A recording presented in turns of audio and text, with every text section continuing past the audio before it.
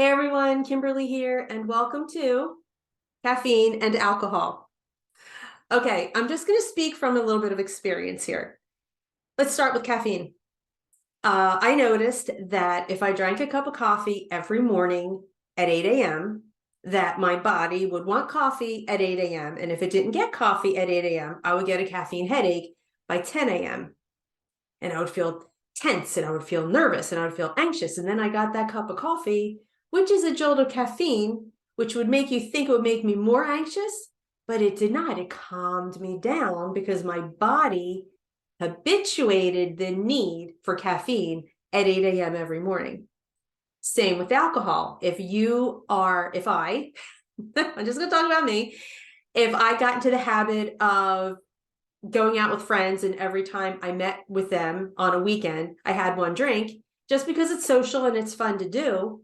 Even if I didn't go out on a weekend, on a Saturday night, whatever, that my body would be like, hey, where's that thing that I normally get at this time of day on this day?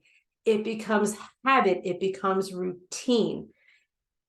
It's addictive. And I'm not talking about alcoholism. I'm not even going to broach that subject. I am not a doctor. I know nothing about it that I can speak to with any kind of authority. But what I do know is these two items are addictive to the body. Caffeine and alcohol create a need that's artificially created with people that don't have true addiction problems. It creates a need because the body gets used to it. It just expects it. It just wants it.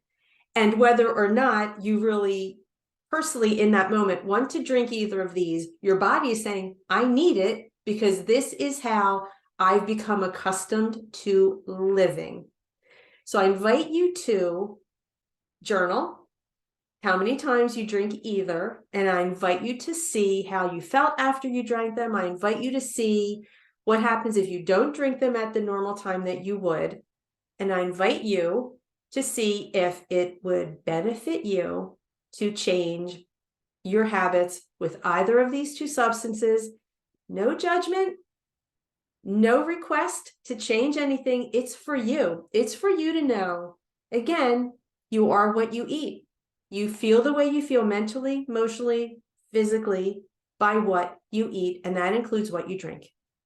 So this is just for your clarity, my friend. This is for you to get really clear on how much you are imbibing and whether it is benefiting you or hindering you. So start tracking your caffeine and your alcohol.